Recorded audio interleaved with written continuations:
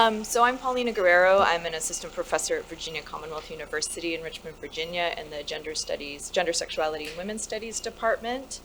I'm also one of those annoying people that changed their title of their paper. So it was The Monstrosity of the Abortive Mother, but now we are at Nasty Girls and Bastard Killers, Abortion Vernacular and Narratives of Shame.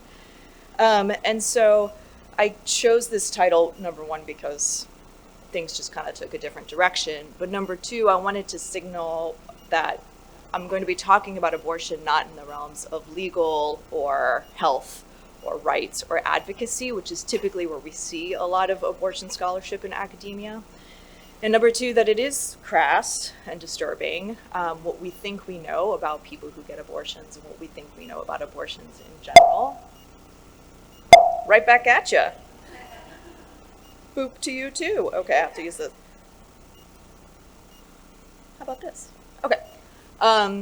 So that is all to say that I want to give a big trigger warning. There's going to be mentions of suicide, abortion, sexual descriptors, infanticide, and murder. So please take care of yourselves.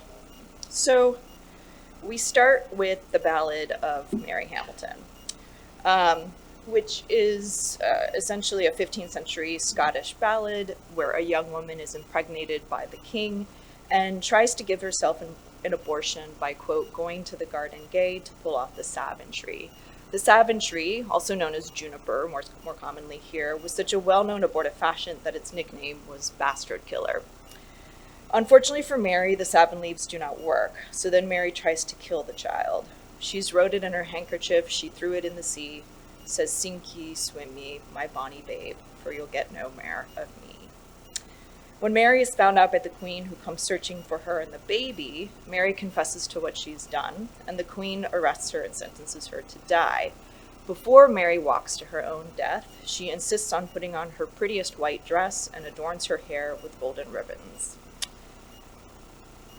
Fast forward to the 19th century US, and we see a morality narrative happening with similar themes.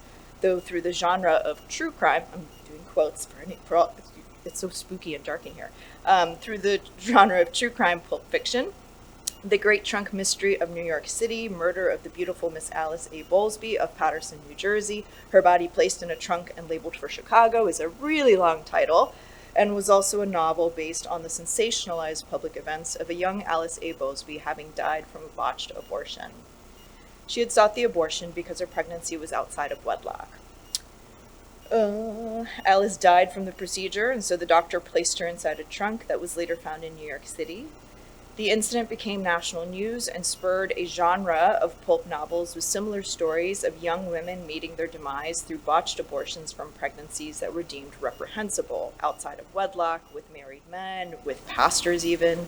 This genre of pulp novels circulated and acted as morality and warning tales for young women, demonized the men who impregnated them, and criminalized the doctors who performed their abortions. The narratives of the books were inspired in their sensationalism by graphic and pornographic autopsy reports made public and laden with misogynist supposed details of the victims' bodies, focusing exclusively on vaginal openings, making statements that they were, quote, big enough for a fist or a large dirty rat to go through. What these disturbing and consistent narrative trends and images indicate are value-laden morality tales about sexuality, abortion, and the female body, but they also create monsters and phantasms that are a bit of a moving target. Abortions are the monstrosity. The monster is monstrous for having them. The doctor is monstrous for doing them. The fathers are monsters forcing abortions. In one account, Alice was described to have come from, quote, the vile den of a New York abortionist. A conservative politician today would probably never make claims of condemned punishment and degradation of a body that has died because of an abortion. However, we see how these bits of narrative show up in other spheres and are framed in particular criminalized ways. In more recent events, we know that 62 people between 2000 and 2020 have been criminalized for trying to self-manage their abortions. Studies also show that by far the most targeted individuals for criminalization are young immigrant people of color. No more is this clear than in 2 cases in Indiana within the last 10 years of Purvi Patel and Bebe Shwe. Their very pictures are case studies in the portrayal of divine restitution, serving as a warning for what happens when someone dares to end their own pregnancy. The attitude of the white evangelical, again with the quotes, moral majority to eradicate abortion access in the name of the unborn in the US has some roots in the early 20th century Catholic movement of Vatican II. The passing of Roe v. Wade in 1972 supercharged a coalition between Catholic and Protestant leaders to specifically combat what they saw as the catastrophic fallout of the sexual revolution. But its narrative antecedents are much older, insidious, and nefarious than they would like to have us all believe. While the numbers show that the majority of U.S. citizens are supportive of abortion rights, this provides an incomplete picture of the moral apprehension and contestation around abortion in the U.S. Understanding the moralizing trajectories about abortion and sexuality that have come through the U.S. in the service of Christian nationalism is critical for understanding its inherent values. Christian nationalism has its roots in a 19th century movement of consolidation of medicine that was based in racist and xenophobic, nativist-infused fear-mongering that the Anglo-Saxon population was diminishing. The 19th century saw multiple changes in the structures of U.S. society. Women started to enter the workforce in industrial factory jobs in major cities, which granted them some autonomy that they didn't have before. The post-Civil War period saw the end of slavery and the continuing battle of recognition of Black communities as full citizens under the law. And finally, the 19th century saw 3 mass migrations from Europe of people that did not fit the social construction of whiteness as dictated in the U.S. to subjugate Black, Indigenous, and people of color. The Irish, Slavic, German, and Scandinavian peoples that immigrated here, along with recently enslaved Black people and women, instilled a panic among elite Anglo-Saxon families that their numbers were dwindling and the country would be taken over by savage and barbarous people. More monsters. In more recent years, we have seen the demoralization of monstrous mothers fall on the most vulnerable. Both Purvi Patel and Bebe Shwe were young immigrant people isolated and alone in their pregnancies, living in rural areas in a deeply conservative, white, homogenized red state, Indiana, seeking a way out of terrible situations. A practice that has existed since ancient times, abortion is a global method of controlling pregnancy and managing family size. Its historical significance can be traced back to as early as 1200 BC through Egyptian medical texts. Many comprehensive books on the history of abortion in the United States trace its commonality, acceptance, and medicalization. There are significant historical records of medical legal documentation of the practice of abortion. Extensive legal, scientific, and advocacy literature delves into the significance of abortion access and its importance as a basic human right that establishes bodily autonomy. Despite an excellent breadth of scholarship in this area, a conservative evangelical Christian movement has succeeded in the eradication of federal abortion rights. The National Right to Life Committee claims 3,000 community chapters, hundreds of thousands of members, and millions of individual supporters across the country. The movement is powerful and substantial. To understand why this movement still claims a significant hold on the American psyche, a deeper understanding of narrative and how it shapes belief will reveal what is sometimes unspeakable in political and public discourses. Much like the work in Diane Goldstein's book, Once Upon a Virus, AIDS, Legends, and Vernacular Risk Perception, I am interested in seeing how, quote, discourse in the form of narrative shapes and creates vernacular responses, end quote. The literary discourses and narratives shaping this research are through unofficial and non-institutional channels that show up in historical domestic women's magazines, traditional balladry, and 19th century true crime fiction. This will allow the use of discourse and narrative analysis to dig deeper into the way language constructs social realities, including abortion belief, perceptions, and ideologies. In witnessing historical discourses about abortion, there's a fascination of the monstrous, and in using the work of Julia Kristeva's introduction in her essay, The Powers of Horror, an essay on objection, this lends insight into the ceaseless obsession and fascination with the most difficult aspects of an abortion that centers around death from and within the body. Kristeva says, there looms within objection one of those violent, dark revolts of being, directed against a threat that seems to emanate from an exorbitant outside or inside, ejected beyond the scope of the possible, the tolerable, the thinkable, It lies there quite close, but it cannot be assimilated. It beseeches worries. In witnessing the unrelentless semiotic messaging of anti-abortion advocates and showcasing pictures of fetuses or dead infants in protests outside of clinics, this becomes a mechanism of shaming and stigmatization. Much like how Mary Hamilton had to walk to her own death, the people going into the clinic must do a walk of shame to the clinic doors in a pandemonium of protesters holding images of fetuses and religious objects such as rosaries, while clinic escorts try to wedge in between to create a barrier. The idea, archetype, and trope of the monstrous mother, or mother as monster, is a familiar area of academic inquiry across many disciplines, as everyone in this room in this conference knows: folklore, psychology, even evolutionary behavioral science. It shows up in the tales of La Llorona, the Mexican weeping woman, or the Reagan-coined term of the welfare queen, single Black mothers who supposedly siphon money from state programs, or in my own personal experience as a pregnancy options counselor when we would get harassed by anti-abortion callers. Quote, tell those evil whores to keep their legs closed. In the 19th century, the true crime pulp stories of women being found dead after botched abortions was a concerted effort by the American Medical Association to consolidate medicine under approved physicians. But it was also responding to the panic of U.S. society being taken over by families and communities deemed non-white. While monstrosity in the context of abortion is, as previously stated, a moving target, even the babies were not sacrosanct at this time. In Nicole Beazle and Tamara Kay's article, Abortion, Race, and Gender in 19th Century America, they state that Anglo-American women ridiculed the fertility of foreign-born mothers, with the result that the Anglo-Saxon race is rapidly dying out, and the Germans and Irish and Swedes are fast taking the country by the sheer force of their ever-increasing armies of babies. And this is an AI-generated thing that I was messed around with. It's not a real picture, just in case anyone was gonna, yeah. Anyways, there was all kinds, just do it. Go to DALL-E and just try it out. It's ridiculous. Okay, at the same time, there are instances of empowered narrative that also reflect vernacular abortion beliefs. In some versions of the Ballad of Mary Hamilton, Mary insists on putting on her prettiest white dress and adorning her hair with golden ribbons before being beheaded. This can be seen as an act of defiance and contestation of the narrative that she is deserving of punishment.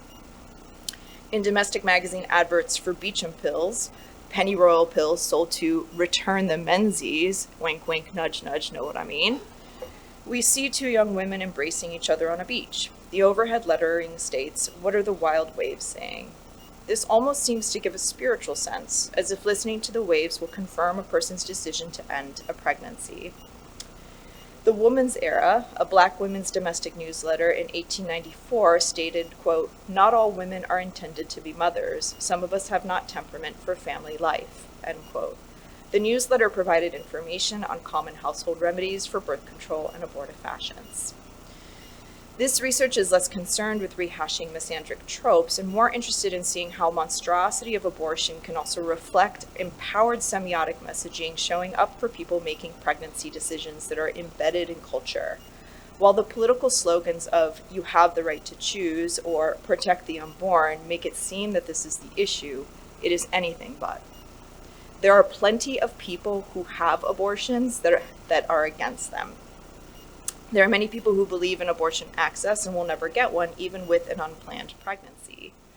What shapes pregnancy decisions and abortion beliefs are not political slogans, rather is what we think we know about abortions and their meaning. In John Riddle's seminal book, Eve's Herbs, A History of Contraception and Abortion in the West, he tells an anecdotal story of a student from rural Indiana whose grandmother used to say that the seeds of Queen Anne's lace are, quote, "what nasty girls took to not have a baby," end quote. This section also highlights the prolific use of many common wild herbs that have been used for centuries as contraception and abortives. Queen Anne's lace, pennyroyal, black and blue cohosh are but a few. There has been heavy documentation of the 20th century about abortion because of the suffragist and feminist movements, and much of the research looks at historical medical legal texts about the creation of medical institutions and their takeover of all processes of birth, labor, miscarriage, and abortion, specifically taken away from midwives, doctors of color, and lay healers. While that is critical and important work, This research is less interested in creating historiographies about abortion in the US and more interested in how abortion has been framed and portrayed in subtler messaging through literary and visual narrative. What these messages indicate are, again, value-laden beliefs about violent narcissistic fathers, monstrous mothers, and divine retribution. But it can even convey messaging of autonomy and spiritual communion that says that abortion is the answer. In constantly trying to pin some aspect of abortion to a monstrous phantasm, it brings all the more to light that abortion is simply a band-aid and not the wound. And perhaps all of our monsters have hidden secrets to tell us of what we can truly become. Thank you. Oh! I'm here. I'm the moderator, Susan Gillman. I got involved in talking. These panels are so rich you can barely leave one before you get to go to the other one. So let me introduce Miranda Corcoran, our next speaker. Miranda is a lecturer in 21st century literature at University College Cork. She's the author of Witchcraft and Adolescence in American Popular Culture, Teen Witches, published in 2022 by the University of Wales Press. She's currently the chair of the Irish Association for American Studies and a co-editor of Shirley Jackson Studies. And I give you Miranda.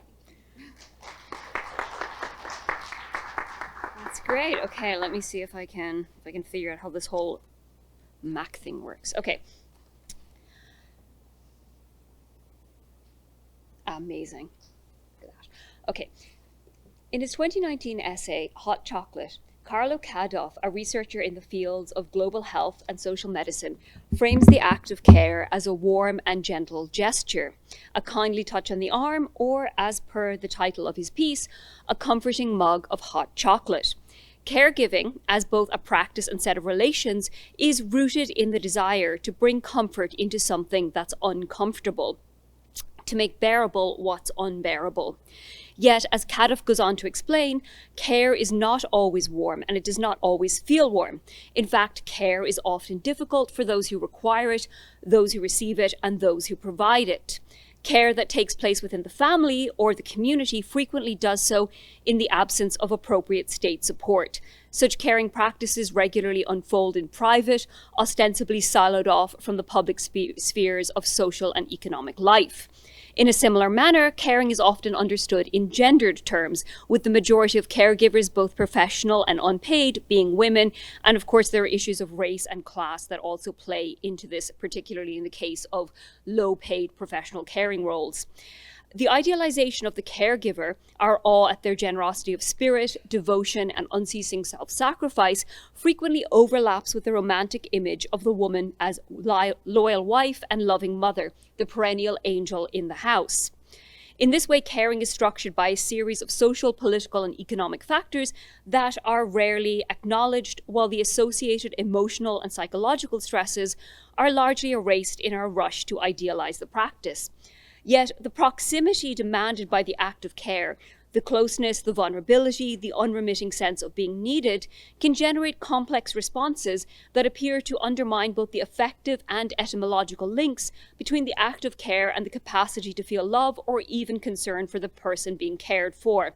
As Kadoff observes, in the scene of care, people encounter impossible demands, conflicting ideals, and ambivalent feelings. It is this notion of ambivalence that I wish to investigate over the course of this presentation as I analyze a recent horror film centered on the figure of the bad caregiver. Pearl, directed by Ty West and co-written by West and lead performer Mia Goth. I'd originally planned to bring in some other texts. I wanted to talk about Whatever Happened to Baby Jane and Saint Maud, but unfortunately you can only squish so much into 15 minutes. So in reference to Pearl, I want to explore how this film presents us with a caregiver who, rather than embodying ideals of love and self-sacrifice, emerges instead as cruel, selfish, and even abusive. In doing so, I hope to illustrate how this film not only challenges the idealization of caring practices, but also the conflation of caregiving with an essentialized femininity understood as inherently gentle, effortlessly nurturing, and eternally patient. This analysis will also, nice connection to the next paper as well. This analysis will also draw on Barbara Creed's construction of the monstrous feminine, a gendered mode of monstrosity in which the sexual and reproductive difference of woman becomes a source of horror. Yet, if woman's sexual difference is imagined as monstrous, this is only because, as Creed is careful to note, the association of female reproductive functions with horror is a construct of patriarchal ideology. So, since its initial emergence as a theoretical frame describing an imaginary objection in the late 1980s, the monstrous feminine has been applied to a wealth of witches, vampires, and alien queens, yet it most often finds its home in a discussion of the monstrous mother, a figure whose monstrosity arises not only from her reproductive difference, but from her inappropriate caregiving practices, which may be neglectful, entailing a transgression of the border which separates those who take up their proper gender roles from those who do not, or suffocating, threatening to draw the child back into the pre-symbolic realm where separation from the maternal body was as yet incomplete. Bad caregivers, as rendered on screen, are similarly framed as an affront to the supposedly innate female practice of nurturing, either through disturbing acts of abuse and neglect, or conversely through an inappropriate or excessive investment in their charge's well-being, a perverse form of care that threatens to annihilate the distinction between self and other. In presenting the audience with such monstrous caregivers, these texts encourage us to question the supposedly natural affinity between women and care. At the same time, however, I don't think texts like Pearl encourage us to embrace the monstrous, even abusive carer. Rather, the titular character, and indeed similar characters in films like Whatever Happened to Baby Jane, Misery, and the more recent Saint Maud, serve as a means of working through the ambivalent feelings, frustrating demands, and conflicting ideals associated with the role of carer. Not to mention, and this is a topic for another paper, anxieties around the act of being cared for. Pearl is set during the final years of World War I as a virulent influenza pandemic sweeps across the globe and centers on a young farm girl in rural Texas whose dreams of stardom are frustrated by her mother's insistence that she help care for her paralyzed father. The eponymous Pearl views her life through the lens of the Hollywood films she obsesses over, framing her experiences somewhat anachronistically as widescreen Technicolor extravaganza. She performs dance routines for her farm animals, all of whom she has named after her favorite Hollywood stars, Mary Pickford, Charlie Chaplin, and Francis X. Bushman. Incidentally, Pearl portrays a tension between the private, intimate realm of care and the alluring glamour of stardom that is heavily indebted to the 1962 psycho-bitty masterpiece, Whatever Happened to Baby Jane. However, despite her initially gentle treatment of the barn animals, Pearl hates all living things. She stabs a goose to death when it interrupts her performance and later admits to her sister-in-law that life terrifies me. It's harsh and bleak and draining. She despises all things that require care and nurturing. In one particularly telling scene, she discovers an egg hidden in a warm nest. She picks it up, examining its pure white surface before crushing it between her fingers.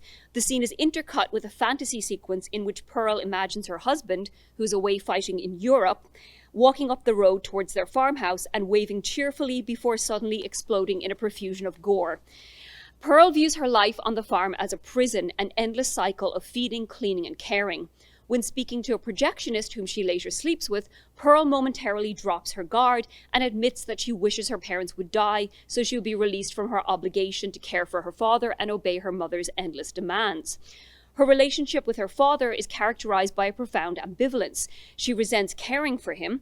In an early scene, as the family sits huddled around their meager dinner, Pearl's mother instructs her to set aside her own meal in order to feed her father. The camera lingers closely on the fragments of corn clinging to his lips as Pearl spoons a sickly mush into his mouth, the mise-en-scène reflecting Pearl's own disgust. Yet, in other moments, Pearl seems to express fondness or at the very least concern for her father. She worries that to run away from home would constitute an act of abandonment, deciding it would be better to end his life than leave him behind. She first considers feeding her father to her pet alligator Theta, pushing him to the edge of a dock and telling him, "I love you, Daddy, but this is no way to live." In another scene, she talks animatedly to him about her dreams of stardom, tenderly washing his body before cupping her hand around his throat and attempting to strangle him. She is interrupted by her mother, but later successfully kills her father by gently removing a pristine white cover from the pillow on his bed and placing it over his head. As she does so, the camera pans to a canary fluttering in a cage, suggesting that Pearl views the murder as an act of liberation, even if it is only her own freedom she secures. She later confesses that of all the people she has killed so far, Daddy didn't deserve it. Everyone else did, though. Pearl's ambivalent attitude to both her father and the acts of care she is tasked with performing is shared by her mother.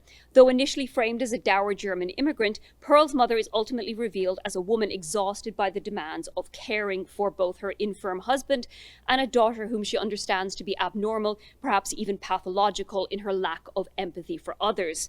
She expresses frustration that she must spend every day feeding and wiping snot off the face of the man I married, lamenting that I was supposed to be his wife, not his mother.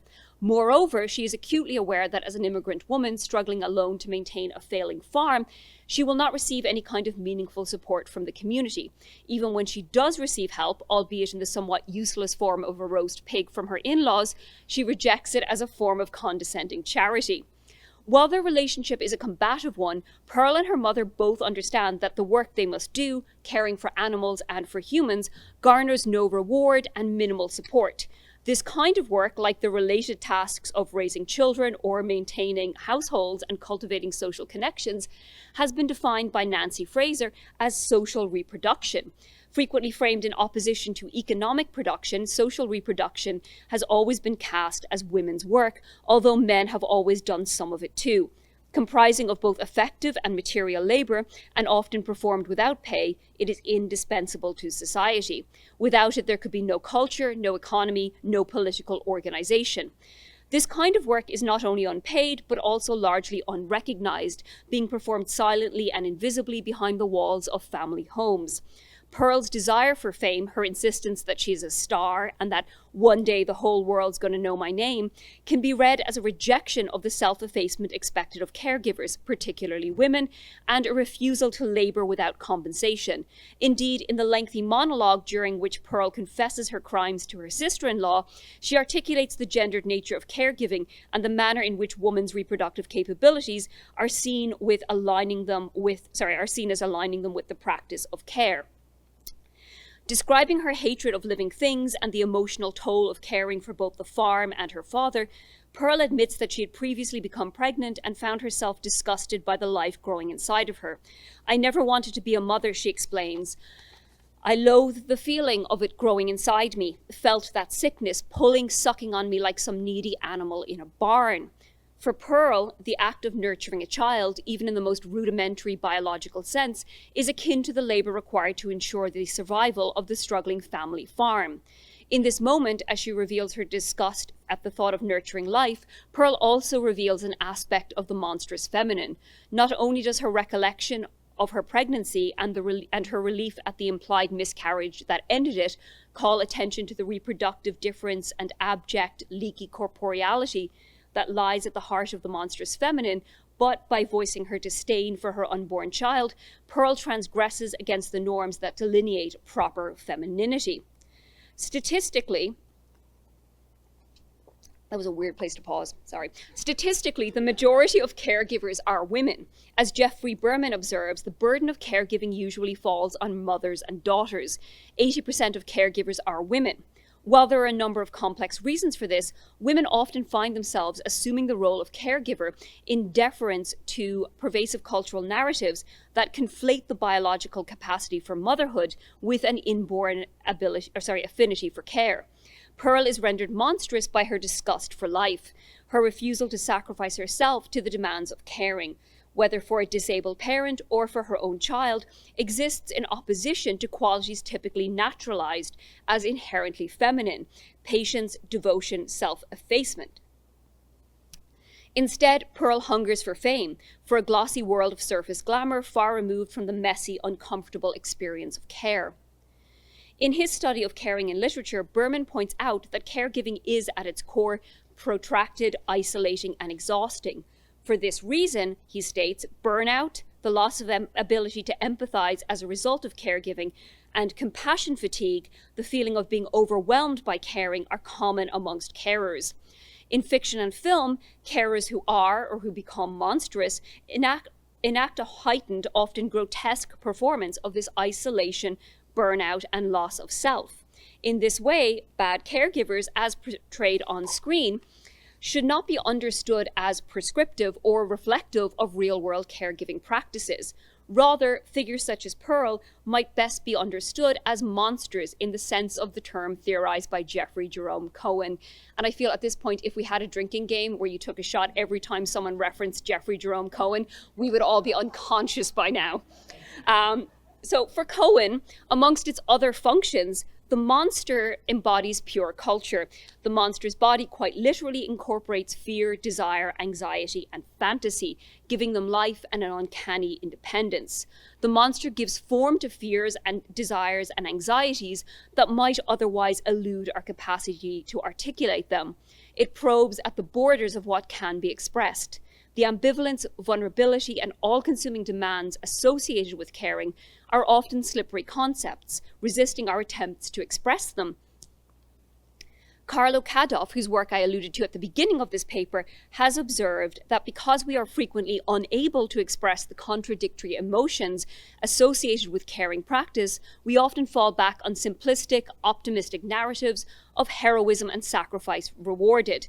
Accounts of care frequently focus on appearances, offering heroic stories of impeccable ethical self-fashioning that celebrate the brave and bold who dare care for those in need. The monstrous bad caregiver, as embodied by Pearl, as well as by the anti-heroines of films like Whatever Happened to Baby Jane and St. Maud, is a heightened screen image through which we can explore the uncomfortable, contradictory emotions associated with acts of care and the identity of the carer. Like the related figure of the monstrous mother, the bad caregiver can embody patriarchal anxieties about female agency and power. Think of the all-consuming archaic mother, the mother who loves too much.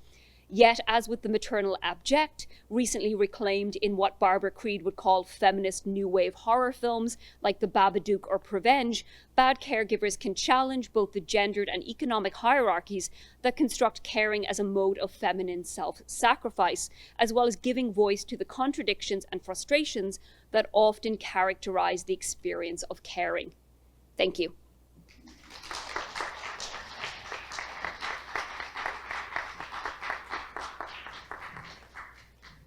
Our next speaker is Ingrid Castro. I hope that we'll get the slides.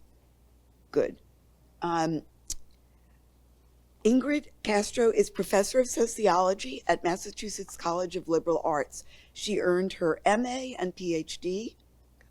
Here. Okay. In sociology with 2 grad certificates in cinema studies and women and gender studies from Northeastern University. She's the editor of 4 collected volumes, Researching Children and Youth, Methodological Issues, Strategies and Innovations, 2017, Representing Agency in Popular Culture, Children and Youth on Page, Screen, and in Between, 2019, Child and Youth Agency in Science Fiction, Travel, Technology, Time, 2019, and last but not least, Childhood Agency and Fantasy, Walking in Other Worlds, 2021. I cede the podium to you, Ingrid. Come forward.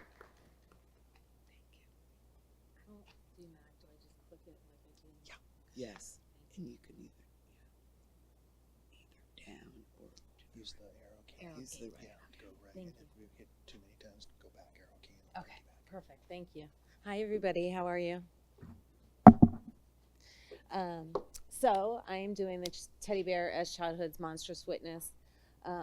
This drawing actually I found on Google search, and I thought it was perfect because it shows the monstrosity of the teddy bear, but also the monstrosity of the child, and in particular a female child, which, as you'll discover, more oftentimes than not, when a teddy bear is present in a horror film, it is a daughter, right? It is a small girl and a teddy bear. So The most important thing is to understand where the teddy bear has come from, the origin story of the teddy bear. And I don't know if all of you know this. Some of you may, some of you may not.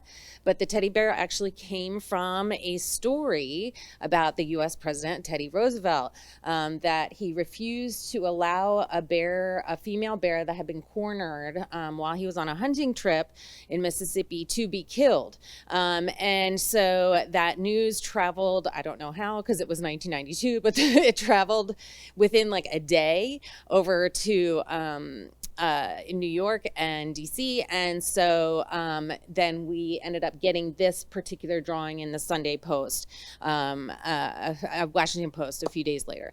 And so you see it shows, right, like, he's like, no, don't do it. And this little, like, cute little bear with, like, the little ears and stuff. And so then all of a sudden there was this idea by Morris McDum in Brooklyn to make like a little teddy bear, and got permission to call it Teddy's Bear.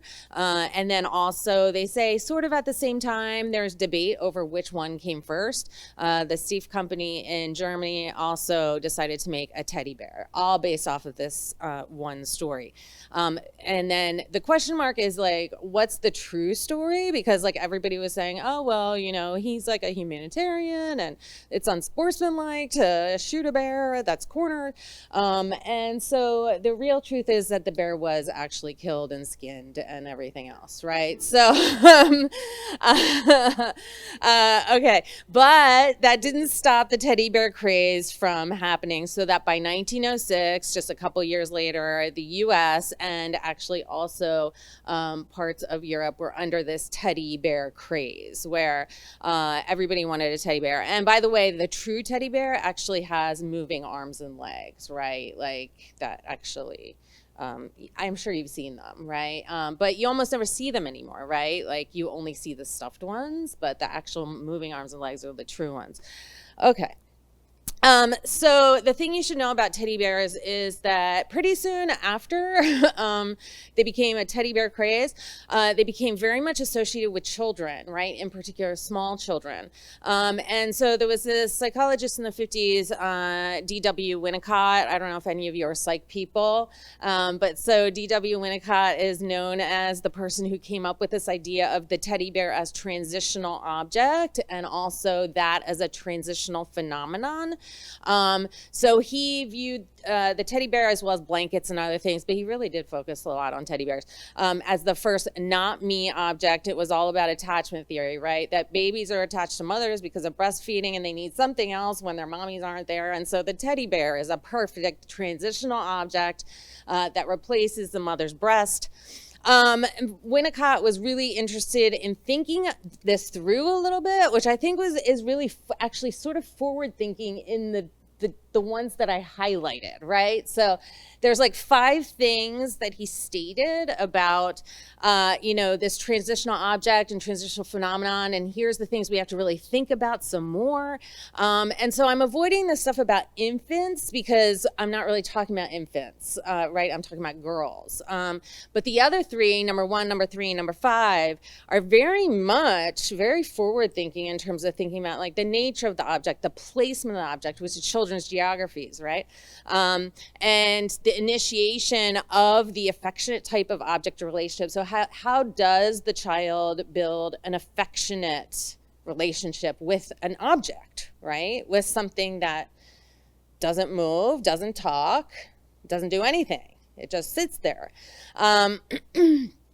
And so then, you know, thinking about like a baby and their transitional objects versus child versus adolescent adult, I put this down because teddy bears and other transitional objects have been studied since then, up through today, in terms of these different parts of a person's life, right? So like, what does a teddy bear mean to a child versus an adolescent, right? Is there something wrong with an adolescent if they bring their teddy bear with them? You know, why do adults still have teddy bears? Because, you know, it's not to replace the mother anymore. So, you know, why do we keep teddy bears and what do they mean to us? And so one of the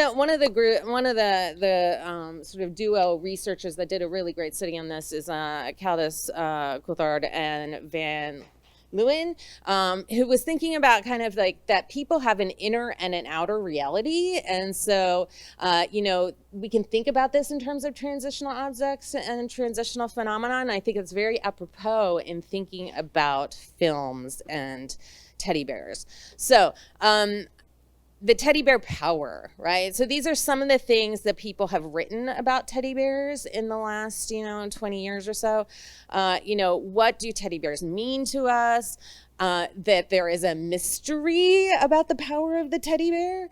That this is kind of like an intermediate experience. And so I actually thought about how this relates to children's geographies and liminality. And I don't know how much you all know about child and youth studies, but liminality and in-betweenness is very much something that people discuss quite a bit. Okay, and then kind of what does it mean? Why do we get attached to teddy bears? And so things people have brought up is like touch and smell and memory and experience, right? That it's the experience of being with a teddy bear that makes us remember that it smells a certain way, right? And that we don't want our teddy bear to be washed, because we want that smell to stay. That we create emotional bonds to overcome different emotional moments with these transitional objects, including teddy bears. And that, in fact, teddy bears actually have agency. Olga Neuenways did this awesome short editorial several years ago called "Can the Teddy Bear Speak?" and was looking at that teddy bears actually do have agency, even though they are material objects that just sit there. They actually do have agency in the way in which we treat them and how they treat us. And so this idea that all matter matters, right? And so Chris Philo wrote this, another really great piece. And what he says is the situated sounds and smells and sights of childhood to the tiny I hate saying this word, phenomenologies of childhood in place, thinking about how sights and smells and sights mean something in terms of childhood, and the objects which we relate to them mean something. I'm talking really fast to try and catch up. Is it working? All right, great. And so, if I was to say to you, okay, like tell me a material culture object from childhood, a lot of people would think of the teddy bear, right? Number one. And if I said something else, you'd be like, crayons, books, I don't know, like that there's something about the teddy bear that really we connect to children and to childhood. And so, material culture of children is important. It's important to study and it's important to think about. And this particular project is something that I'm working on that's bigger. And so if a few of you were there at Miranda included, at the Gothic conference in Salem in April, I did a piece on the tooth fairy, which is also a material object, I argue is a material object of childhood. And so this is another part of this project, and I'll tell you a little bit about that at the end. Okay, so I have 4 films that I thought about in terms of horror and teddy bears. And the first one is Hatching. Hatching is a Finnish film. And so Hatching, and I have to pull up Tinja is the daughter. She's, that's her right there. And Tinja is living with her family, and her mother and father are actually just called mother and father. They never get a name in the film, which I think is always really fascinating, especially because the mother plays like a really important role. And then she has a brother who does get a name, Mateus. And so Tinja, so the mother finds a crow flies in their house, and the mother takes the crow and breaks its neck. And so then Tinja hears the crow calling, and it turns out the crow has actually kind of like come back awake and has produced an egg. And then Tinja ends up killing the crow again, and taking the egg and raising it as her own. And so you'll see there she is holding a little tiny baby egg in the first one. And so she actually uses her teddy bear, which is one of those giant teddy bears that takes up the whole of her bed. She uses the teddy bear as a makeshift nest, right? And so in her bed, so she takes the little egg and she puts it in the teddy bear and she sews it up. And then you'll see the second picture is the all of a sudden this tiny egg has gotten a little bit bigger, right?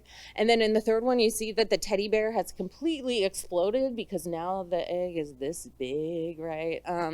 And so it turns out, and then the fourth one, you can see the little monstrous like claw coming out of the egg once it's hatching right here. And so it turns out that Tinya has been raising her own doppelganger. So the teddy bear enables her to do this, right? She couldn't have done it without it, right? Because where is she going to put like a giant egg? On the other hand, you could argue like there's a giant egg in her room. Why has no one noticed? And so this is part of the problem with the portrayal of her family, of Tinya's family. She has a horrifying mother who is very, very demanding. And it turns out her mother is having an affair. And it turns out her father knows it. And so, she... And I really have to get through these films, so I'm not going to say too much. But you'll see here is the doppelganger on the left, and there is Tinya on the right, and there is the mother killing her daughter by accident. So at the end of the film, the mother kills Tinya because she's trying to kill a doppelganger, and she misses. She goes for the doppelganger, and Tinya steps in, like, to protect, her other. And by the way, Tinya feeds her like a bird, like eats and like throws it up, and then Allie, the doppelganger, eats it. And you'll see at the very, very end, Allie ends up taking the last blood of Tinya and becomes Tinya. And the mother says, "Wait a minute, they're about to kill her." And the mother says, "Wait a minute," and that's the end of the film. So one takes the place of the other. So the teddy bear here is really important in terms of like how this actually happens. Okay, number 2 is the nest. The nest, you'll see there's the teddy bear on the left. I really gotta go fast. So the nest is about, again, another girl, Meg, who really wants this teddy bear that they find at a flea market-y thing at somebody's house. And so she gets it, and it turns out the nest is infested with bugs. There's the bug right there crawling on the floor. The bug's first victim is, in fact, Meg. Meg ends up turning her father, Jack.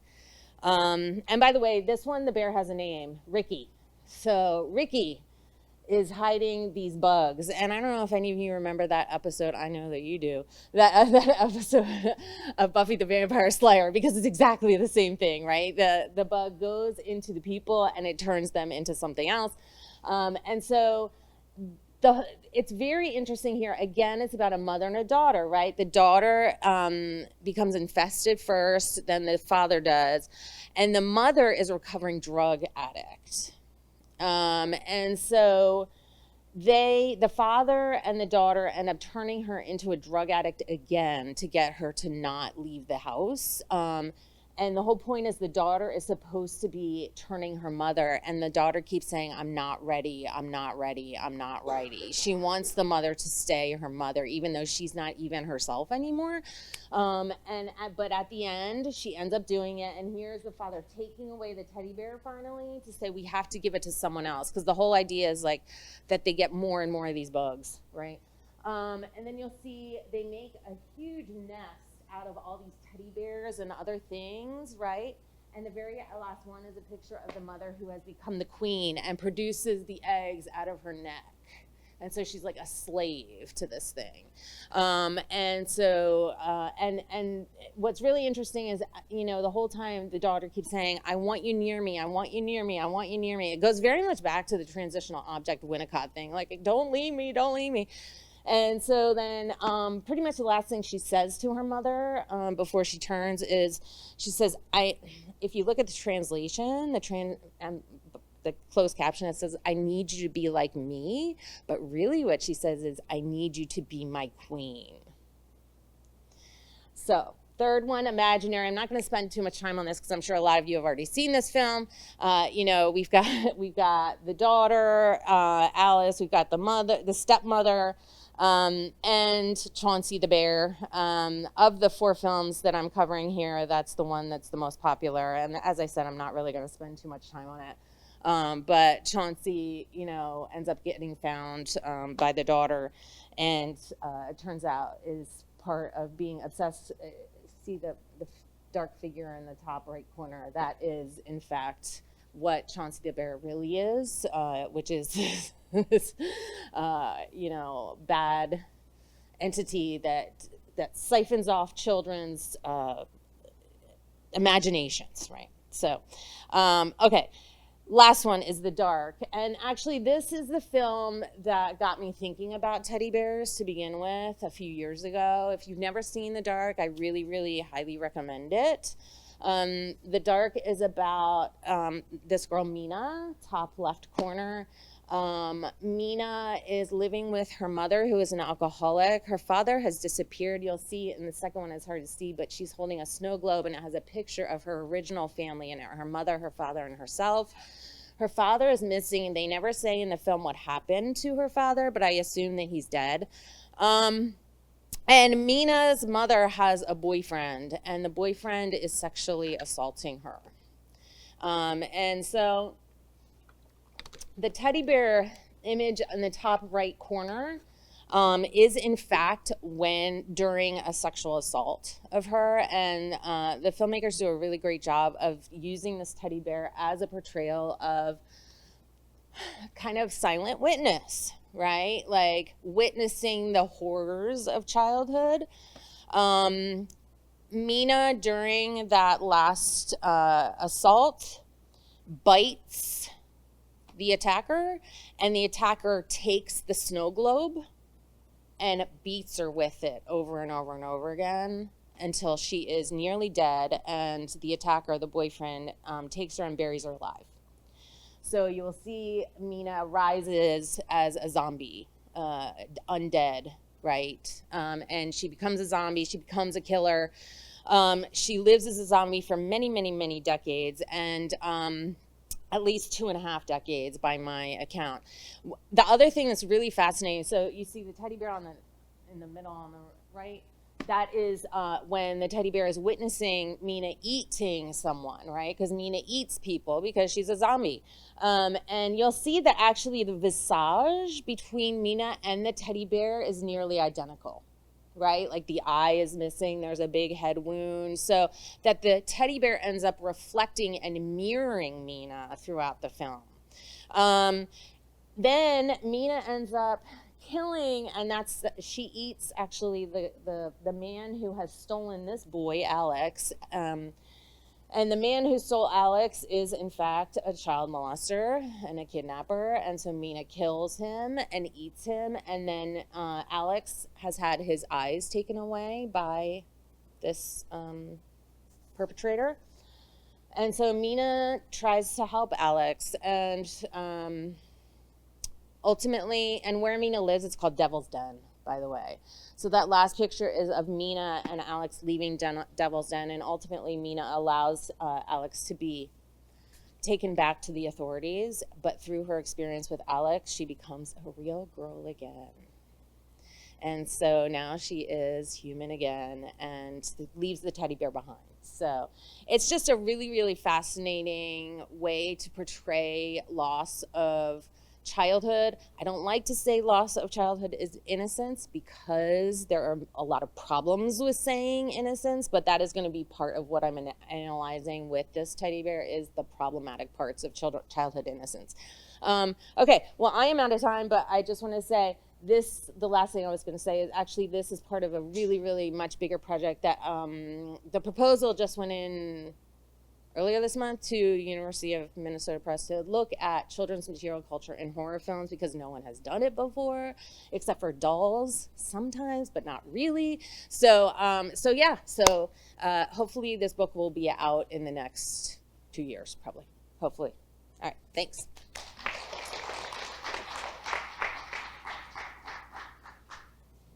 Thank you, Ingrid. Thank you. Now you might wonder why a guy named Mike Sell is getting up to read for Kalyn Zamierowski. He is the dissertation director of Kalyn, correct?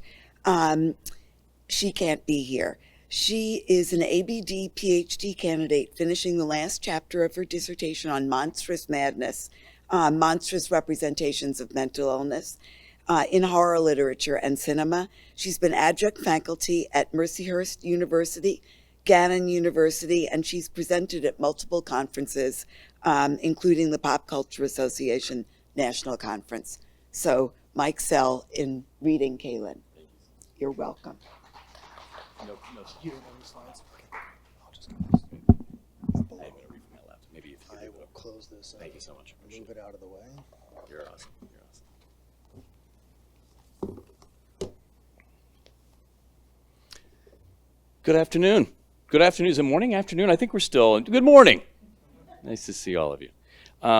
As Susan mentioned, I am Mike Sell, and I should mention a couple of things before I read Kalyn Zamierowski's Mental Illness and Otherized Births, Monstrous Madness in the Brood, 1979, that I received the paper relatively late and then realized that we had 4 panels. So I had to do some impromptu editing.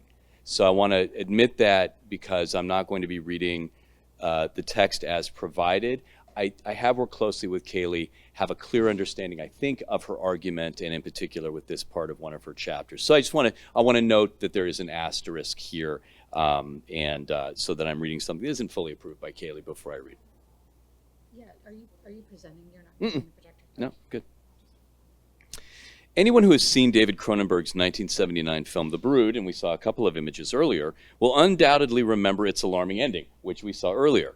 Lit from behind in an angelic light, Nola Carveth lifts her blouse to show her husband and the audience an externalized bloody womb that hangs from her abdomen and births inhuman children that manifest because of her rage. But beyond simply showing us the womb, Nola pulls one of her inhuman minions from it and licks the blood off its skin, smiling at her husband as streaks of blood dribble down her mouth.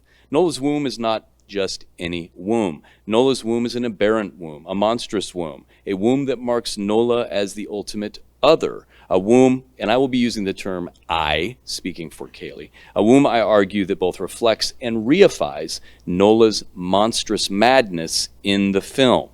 When the film opens, Nola Carveth has already admitted herself to a controversial private institution, the Soma Free Institute, where she is elected to engage in a process called psychoplasmics under the direction of Institute owner Hal Raglan. Raglan seeks to cure his patients' emotional maladies by bringing the pain they carry on the inside to the outside of their bodies. Raglan can cause patients' psychiatric and emotional difficulties to manifest physically in the form of welts, for example, cancerous growths, and in Nola's case, a strange womb, an externalized womb, one might say an hysterical womb, that constantly births short-lived, inhuman child monsters, who are also murderous.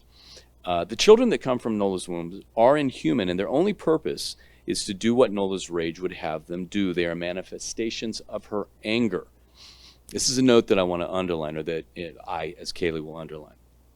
The Brood children brutally murder those who spark Nola's anger, and their presence explains the scratches and bruises that have mysteriously appeared on Nola's daughter Candy's back, injuries that cause her ex-husband Frank to intervene and try to remove Candy from his ex-wife's custody. Ultimately, Frank finds out what is happening from Hal, the doctor, and the men work together to save Candy from Nola's Brood children. Hal dies in the process, but Candy and Frank live, in part because Frank strangles Nola to death at the end of the film. My aim in this paper will be to challenge one of the most famous analyses of the Brood found in Barbara Creed's 1993 book, The Monstrous Feminine.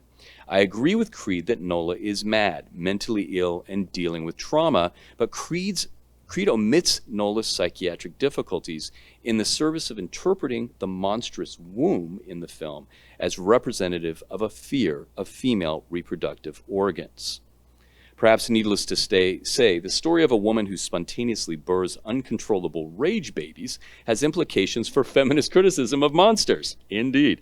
However, I argue that feminist criticism combined with psychoanalysis in the case of Barbara Creed's essay, can take us only so far in understanding monstrous madness, and indeed causes an erasure, marginalization, or distortion of the question of madness and mental illness.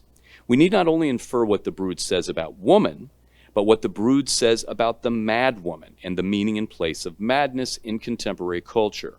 Nola's rage, her abusive tendencies, and her voluntary self-admission to an expensive experimental live-in psychiatric clinic code Nola as mentally ill or mad. Thus, Nola's monstrous womb does not, or at least does not solely represent, a fear of feminine reproduction, Creed's point. Rather, her monstrous womb represents on a diegetic level and reifies on a sociocultural level fears and assumptions about madness and the extreme danger and difference we associate with madness, especially when paired with the feminine. Nola's womb is therefore an example of what I call monstrous madness. What do I mean when I say monstrous madness? My argument is founded on the observation that in horror narratives, this is what makes, I'm going to editorialize it, this is what makes Kalyn Zamierowski's dissertation significant. It's one of those dissertations where you go, why didn't I notice that before? My argument is founded on the observation that in horror narratives, mentally ill individuals are generally portrayed as monstrous. Indeed, they often take the place of the monster at the center of the plot or serve as the film's monster. And monstrosity is often understood to be essentially a manifestation of madness. This pattern goes virtually unacknowledged in horror criticism, mostly because, from a socio-cultural standpoint, audiences still accept the link between madness and difference and find acceptable and entertaining stories that link madness and monstrosity. The mad person, in other words, is much like Julia Kristeva's notion of the abject in her book, Powers of Horror, or Jack Halberstam's notion of the monster in his book, Skin Shows, the not I, or that which we define ourselves against to codify our desires for acceptability and normativity. Jeffrey Jerome Cohen makes this argument about monstrosity too in Monster Theory Reading Culture when he argues that the monster dwells at the gates of difference. The phenomenon of monstrous madness in horror, that is to say, madness that is portrayed as monstrous or monsters who are portrayed as mad, is the byproduct of this collective mentality about monstrosity, about madness. At this point, it is useful to highlight a few of the myriad films in Anglophone horror movies that have monstrified madness in the service of scaring and titillating viewers, notwithstanding the idea that the monster may be essentially a figure of madness. We might trace the mad monster's full emergence to 1960 in two films. One, when the murderously delusional Norman Bates of the film Psycho appeared on the screen, and Mark Lewis of Peeping Tom. John Carpenter's 1978 Halloween also codes mental illness as frightening and monstrous. Michael Myers' We Should Recall, a patient who has escaped from a mental institution. Not only is he a mad monster, but the very institution that he escapes from is portrayed as monstrous for no clear reason, and aligns with the long history of treating places where the mad, the mentally ill, the disturbed, and the emotionally dysfunctional are treated as themselves monstrous institutions. This we see in Silence of the Lambs and in comic books in terms of Arkham Asylum. In Stephen King's 1978 book Misery, the mad, monstrous Annie Wilkes is labeled as having bipolar disorder explicitly. This mental illness is specifically tied by King to her erratic, violent actions. In M. Night Shyamalan's 2016 film Split, which had some commentary yesterday, a man named Kevin Wendell Crumb is characterized as having dissociative identity disorder. Because of a rogue pathological personality called the Beast, Crumb becomes a literal monster whose physical appearance and abilities change. Similarly, the woman who treats him is portrayed as naive, incapable of recognizing the true nature of his madness, which we'll find rhymes with the character in The Brood, who's taking care of Nora. While the nature of the monstrous representations vary significantly in each of the texts listed, what remains true is that they are all coded explicitly, these monsters, as mad or mentally ill, and their psychiatric maladies are often conflated with monstrosity and extreme otherization. The Brood reproduces these tropes, arguably self-critically. It takes a different approach to conveying the monstrosity of both madness in general and feminine madness specifically. Specifically, It presents narratively, visually, and in Samantha Egger's magnetic performance as Nora, the intersectionality of madness, gender, and the treatment of mental disorders. Okay, so what follows now is a fairly extensive multi-part critique of Creed's analysis of The Brood. I do this for two reasons.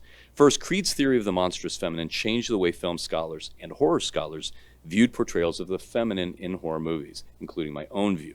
But when it comes to The Brood, Creed gets it wrong, which is the second reason for my critique.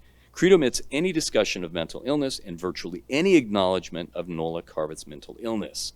Nola's womb is monstrous only because she is a woman, and Creed's reading of that womb is essentially transhistorical and universal, the womb as symbol. Creed ignores the specific fact that Nola is otherized in the film, not because she is a woman, but because she is mad, and her madness is framed by specific discourses and institutions of mental illness that are conventional and reproduced often in film and other discourses. Nola is far from an every woman in the film, and her monstrous, dysfunctional, and horrifying womb is a manifestation of her specific psychological maladies and the specific treatment she receives from the people around her, the people who have abused her as a child, people who care but do not exercise sufficient caring, a point that was explored by Samantha Langsdale at yesterday's panel on Doom Patrol. That's my insertion, and I'm sure Kaylee would have appreciated the moment.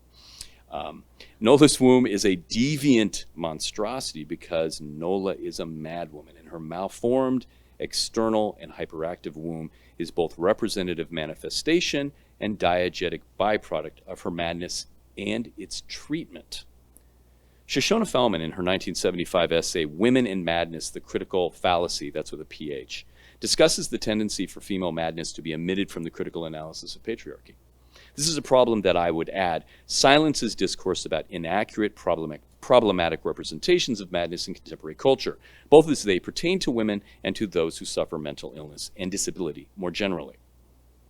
When properly integrated into our analysis, a focus on monstrous madness enables us to look at films like The Brood in terms of how they perpetuate and or interrogate the consistently negative, exaggerated, and distorted representations of mental illness in horror narratives and in culture more generally. And that is the thesis of the dissertation.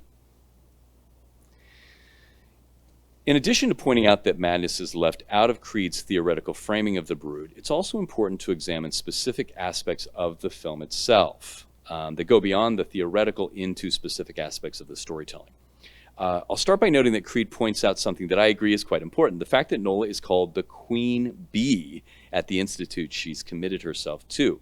She fascinates her therapist, Hal Ragland, the institute's owner and operator, her caregiver, if you will, more than any other patient. But what Creed doesn't seem to consider is the significance of this position of Queen Bee.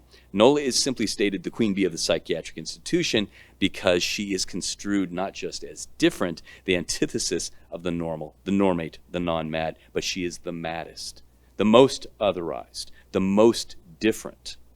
The male patient's manifestations of their mental illnesses tend to be in the form of cancerous growths, welts, and so on. Those might be physically problematic for the patient, but are narratively inert. Manifestations of body horror that are really nothing less than just repulsive, fun, but no more than repulsive. In contrast, Nola's rage extends beyond her body. Indeed, it's the mystery of the film. Where are these little monsters coming from? The children she spawns destroy or punish everything that blocks her from her desires. This difference is further emphasized by a strong contrast with her antithesis, Nola's foil in the film, Candy's kindergarten teacher, Ruth, towards whom Frank Carveth appears to have some romantic interest. She stands opposed to Nola in this terms of representing acceptable normate femininity. But her death at the hand of the madwoman's brood is odd. She comes across as quite gentle and understanding of Candy and Frank's circumstances. However, if we understand that Nola's madness is a form of power, then the murder of Ruth suggests that she is not a woman entirely, but a mad woman, a category that separates her from other women and is essentially threatening to them. Her monstrous womb both reflects and reinforces the difference between the mad and the non-mad, woman and Mad Woman. Another point of critique towards Creed's reading, which concerns her use of psychoanalytic theory. She takes issue with Freud's theory of castration anxiety, Creed does, suggesting that it's not just castration that man is afraid of, fear of feminine lack, but the productive womb, which we might equate with active feminine presence. But again, this misses the entire point of the film. In her analysis of the conclusion of The Brood, Creed contends that, quote, the final scenes help us to understand the possible origins of Nola's rage, her husband's disgust at her maternal mothering functions. This statement effectively serves Creed's interpretation, but the claim isn't supportable by the evidence. Frank only shows feelings of disgust after he has seen Nola's abnormal womb in the film's glorious, horrifying climax. But we know as an audience that Nola has been angry for a long time, and no one knows or has encountered the reality of her monstrous body. Disgust only enters the film and our experience of it, and Frank's experience of it, at its conclusion. Further, the film suggests that Nola's anger stems not from her relationship to reproduction, but from her abusive childhood. Moreover, there's no evidence that Frank has ever been disgusted by female maternity, only by Nola's specifically otherized, monstrous womb. Frank's disgust and the intense affect constructed by Cronenberg and his crew heightens his and our feelings about Nola's rage. A rage by this point in the film is connected not to reproduction, but to her anger about her circumstances, her abuse, her treatment. Not her mothering functions. And Nola, though furious when she sees Frank's reaction, is not suffering from uncontrollable rage simply because of Frank's reaction. There are other liberties and omissions in Creed's essay, and I'll provide an example of two of these before I conclude. Right now, I would emphasize my larger point, which concerns less Creed's particular analysis than how it represents the broader omission of madness in monster studies. In the case of The Brood, these omissions erase Nola's otherization as a mad woman and fail to comprehend how mental illness is depicted, even though the presence of psychiatric difficulty and difference permeates the premise and the plot. What's at stake in my argument is the intentional and or unconscious blind eye turned toward the cinematic and cultural discourse on mental illness and how representations of madness affect those who suffer from mental illness. Further, such arguments fail to engage with the complexity of mental illness. Candy, for one, is a byproduct of Nola's natural mothering functions that don't stem from excess rage or the strange procedures used by her doctors to try to cure it. And Frank is clearly devoted to Candy throughout the entire movie. This indifference in distinction from the brood that pop out of her hystericized womb. Further, Frank kills Nola again, not out of disgust, but fear. These are different affects. Nola's rage escalates, and Frank knows that the beings grown from Nola's body have possession of Candy at this point and will kill her unless he destroys Nola's rage. Finally, a focus on Frank's perception of Nola marginalizes Nola's desires. I think we must be careful concerning what we categorize as desire in this movie and more generally as it pertains to mental illness. Desire is a concept often discussed in theoretical analyses of literature, but it does not seem to be particularly relevant in this discussion. Creed conflates Nola's rage with her desire and suggests that Nola's desire to express her rage is what causes her to be punished. This is a simplification caused by the failure to fully engage the question of madness, again, as it relates to gender. Nola's rage is pathological, and her abusive tendencies can hardly be conflated with typical feminine desire. The result of this conflation, again, is a reading of The Brood that fixates on the feminine, on woman, but fails to properly account for the intersectional nature of the mad woman. In sum, we must be careful, as Shoshona Fellman warns, not to omit madness, and especially not to omit female madness from an analysis of literary and cinematic works, especially when those works are intended to explore the conceptual, affective, and ideological tensions inherent to the monster, especially when that monster is for our entertainment. Monstrous depictions of madness are ubiquitous in horror films, and in an era in which stigma against the mentally ill is rampant, in which people are still hesitant to receive treatment, in which schizophrenic patients are sometimes killed in the streets during psychotic episodes, it would be remiss not to point out the importance of discussing how mental illness is represented in our monstrous entertainments. Thank you.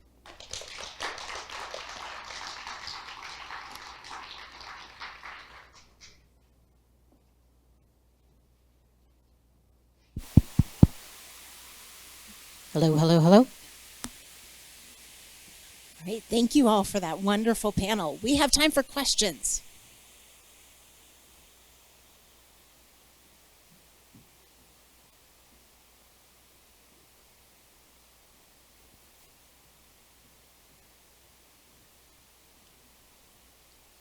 Hi, thank you so much for your presentations.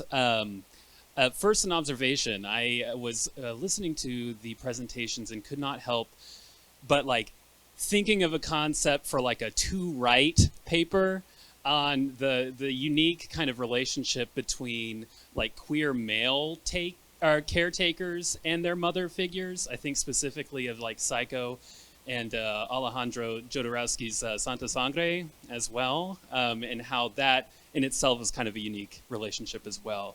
But my question, however, is targeted at the presence of what I see as very kind of Gothic or Victorian Gothic elements in these narratives, specifically the notion of containment and madness, as well as the uncanny other or the doppelganger, and how so often in these narratives of motherhood and how motherhood and madness are kind of coinciding with each other, there is a reflection of the self of the mad mother, a woman who enjoys maybe some level of perceived freedom. So my question is specifically for Miranda, but by all means, if there's any panelists who have other things to add, of course. And that question is, what do you take of the dynamic of the caretaker and having to exist in a world where they have an object that they perceive as having some level of freedom? I think specifically in your example of Pearl, while you didn't obviously have the time to talk about it, X exists as well as a kind of weird temporal, prequel, maybe, the first installment of this trilogy, where Maya Goth plays both characters, and she plays Pearl in X as well. And part of the animus of Pearl's killing spree is having to witness the kind of frivolity of these amateur porn stars having sex on her farm. And just as much as, whatever happened to Baby Jane Hudson, seeing this kind of reflection of herself in her sister, who in a lot of ways is a doppelganger, right? There's like the color association of white and black quite literally happening. So my question is, what do you make of that doppelganger's presence in these narratives? Okay, yeah, okay. That is a really fascinating question, and it's definitely something I wish I had time to incorporate into my discussion. But I think you're absolutely right. This idea of the doppelganger embodying a kind of freedom, or a freedom that is desired by the bad caregiver or monstrous caregiver, either embodying that freedom, or in some cases, I guess it might also link in with embodying a kind of femininity that they either desire or that they're incapable of enacting. So I think there might be some link there with Nora's doppelganger in The Brood, or even something like Possession, where the main character has a doppelganger, again in the form of a kindergarten teacher who embodies this kind of ideal of femininity. So it becomes either a sort of embodiment of the ideal of femininity, or else a kind of, as you said, a kind of freedom that the protagonist or the bad caregiver sort of desires but cannot enact. And I think, yeah, your point about X is really, really interesting, because so much of that film, if you're looking at it from the perspective of sort of the young characters who arrive on the farm to shoot pornography, basically, the film is very much about the horror of aging and the aged body, and the sort of the fleeting nature of youth, and the fact that, aging and death are inevitable. But if you watch it in relation to Pearl, and if you watch it from the perspective of Pearl, it becomes instead a sort of an image of desire and an image of fantasy that she wishes she could embody. And there's even her interaction with, oh my god, why can't I remember the name of the other character that Mia Goth plays? What is it? Oh, Maxine. Maxine. Jesus, there's a Yeah, whole of course, movie Maxine, about right, her. right. There's a whole movie about her. God, this jet lag, I swear to God. But even her interactions with Maxine, the kind of the way she touches her, it's a kind of emotion of desire. So I think that's absolutely correct. I think that question of the doppelganger, and even in like the other film I wanted to talk about, say Maud, there's also the fact that the protagonist, I think, has a sort of fantasized other self in the figure of a dying dancer and choreographer that she cares for. So there is this, I think there's this duality in a lot of those films. I feel like this was a very circular response, and I hope that kind of addressed your comment. But basically what I'm saying is, you're absolutely right. I think the figure of the doppelganger is kind of crucial there, but it's also something that emerges in other texts, such as The Brood, for instance. Yeah, I just wanted to mention in the film in Ingrid, take the microphone. Oh, yeah, microphone. There you go. In Hatching, where she actually raises her own doppelganger, I didn't have time to mention, but Allie, the doppelganger, actually acts out all of the negative emotions of Tinya.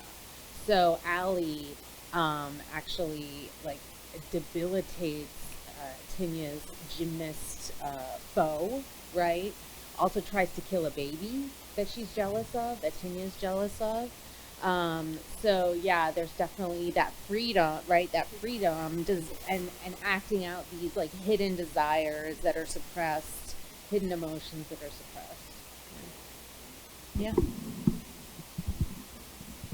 Give it past the Yeah, mic. you know what? Let's still take the mic. Yeah. It's clip. So I wanted to build on what you had said, Miranda, and the question about the doppelganger, to also bring in the fact that that movie is profoundly intertextual, right? And so we have what we call metatextual doppelgangers as well. So Ty West has the encyclopedic knowledge of horror films, and what we're seeing is all these references. And so the conventions, the highly conventional nature of porn films and the highly conventional nature of slasher films are then echoing. There's a kind of ontology that's going on in the film that I think is meant to play along with Maxine and Pearl's own desires to be doppelgangers of Hollywood fame, and I think it plays out, especially in your analysis of Pearl. And I think also the kind of highly conventionalized nature of the Hollywood musical, and it's kind of like weirdly anachronistic, and that's something I kind of wanted to touch on as well, because the film is set in the 1910s, but the visual references are like big budget, colorful Hollywood musicals of like the 1950s. But I think, again, it's tying into that highly conventionalized cinematic structure where we know exactly what to expect because it's drawing on a genre that is so conventionalized in many ways. Doppelganger expands. Yeah, absolutely. Thank you, everyone, for your presentations. I have a question for Paulina, which is sort of a request, but I'm wondering, when it comes to teaching and disseminating modern cultural narratives about abortion, where can we look in terms of popular texts that are representing abortion positively or speaking to it as the answer, as some of the historical texts you referenced are? And then what kind of cultural work can we all be doing in our scholarship to encourage a proliferation of more of those narratives? Well, I think one of the reasons why I kind of keep doubling down on this is not about legal work, this is not about health work, this is not about advocacy, because so much of the funding that's available and the attention and sort of the media is obsessed with the legal and health frameworks and advocacy work. And I think what I'm trying to say is stop funding the law stuff. It hasn't worked. Stop funding so much of the health aspect of it. It's important, but that's a whole other thing. It's people's beliefs are shaped by what they see and hear in these other spaces, and it's historically based and it's embedded in culture. And there's a lot of movies and TV shows that kind of have the abortion episode, or this character has an abortion, and or they fell right, or they felt, or there was a miscarriage, right? So I'm sort of blanking out on an example of a good abortion movie. They do exist out there, but I think that those things are actually less powerful. And I'm also kind of cranky about storytellers, right? at this point in the advocacy world, I feel like leave people who have abortions alone. Like, just leave them alone. I think what's more interesting is sort of finding examples in books where, and there's a couple of books like this, and I don't really have like it's not coming to me at the top of my mind, but like that the abortion is an opportunity to revisit someone's life, and maybe like in the same way that we see birth as this great, ritual of passage, that abortion can also be a mechanism for that, and in revisiting who you are as a person. And so, yeah, I mean, there's a few out there, and I can do a quick look in some of the ones that I have. But I think what's unfortunate about those movies and about those TV shows is that you see them in the reproductive justice grassroots advocacy sphere a lot. In that, like, oh, we're going to do this fundraiser and we're going to show this movie, right? And at the same time, I'm like, but nobody else is watching that movie, And so I'm always kind of curious about almost this, like, this is too heavy of a word, but like this fetishization of the person who's going to get an abortion in the TV episode, right? I wish that there was a different way of framing it. I don't have any good examples is my short answer. So I just wanted to add, one of the reasons why I really like The Dark is that it's very honest about sexual abuse. And there's a film, whenever I think about honesty, of kind of the medicalization of abortion and forced abortion. My favorite film, as an example of that, is a science fiction film called Code 46. I don't know if anybody's seen it. But it's a really tough film to watch because it also has like a variety of themes of rape, like rape of the person, but also rape of the mind, rape of the spirit, right? So, but it's a really fantastic film that like nobody's ever seen. So like going back to what you're saying is like, well, who's seeing these films and who's not, right? And what are they being used for? But I always think of that film whenever I think of that. Yeah, I think the like high politicization of it just kind of just strips it of the potential of it being represented in any kind of way that would feel, I don't know, saying something different, and that's like kind of removed from the dual slogan of like, you have the right to choose versus like, you're killing the unborn. Like, it's very difficult. So somebody in here should make one. This is a question about the aspect of religion, specifically Christianity, and its models of, Mary as caregiver or mediatrix or other things, and sort of a lack, aside from a bunch of saints or whatever, of other female role models, especially role models of the negative, the devil, or things like that. So I mean, historically, and I was thinking of this having come out of, some of the Dracula, Frankenstein kinds of things where we have, really clear male things, whereas some of the female role models are not as long or big historically or whatever, and how that makes many of these attempts to, bring forth stories that have wider resonance, how it makes them smaller, more particular, more personalized, or whatever, more domestic, less important, in some ways. So it's just thinking about that. And of course, contrasting it with places where we have the divine Durga and, mothers who eat their children, who are manifestations of the chthonic, the tsunamis and all those other kinds of things, but are also divine and are called up within narrative. I've got one as a child who eats mother. So, that's the opposite direction.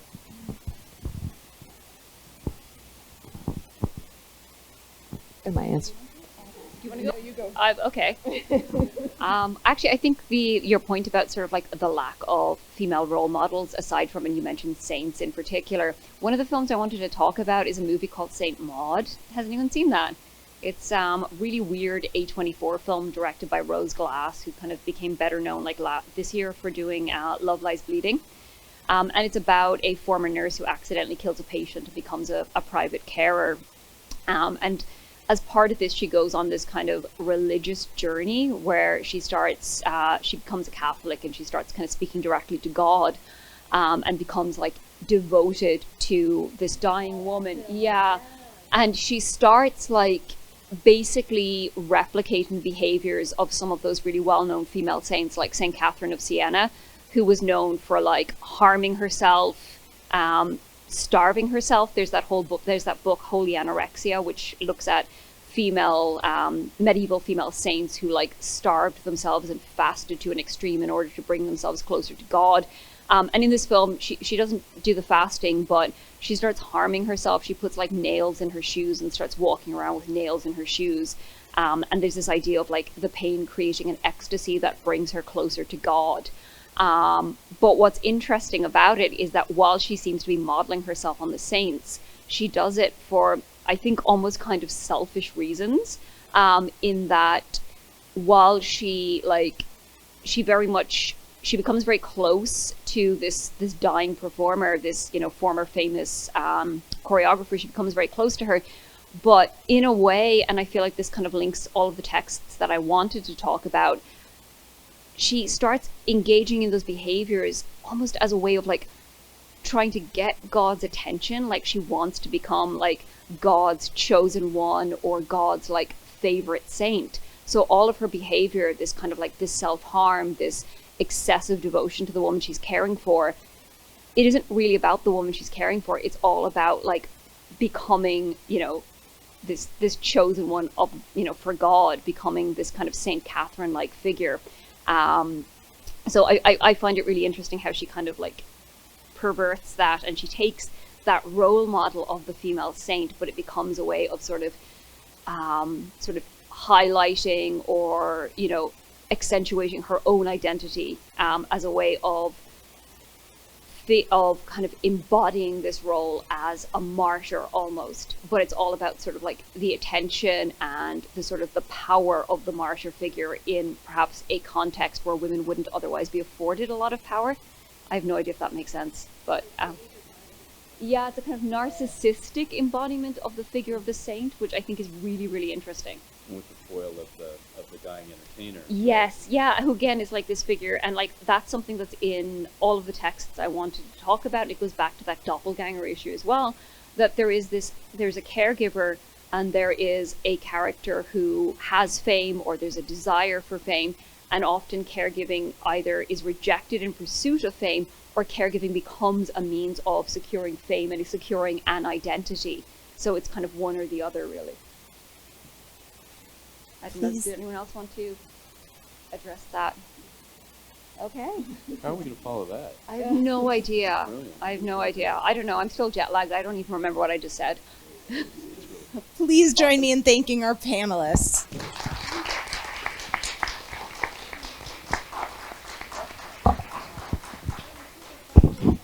All right, and now it's lunchtime. We've got about an hour for lunch, and then we will reconvene back in here for our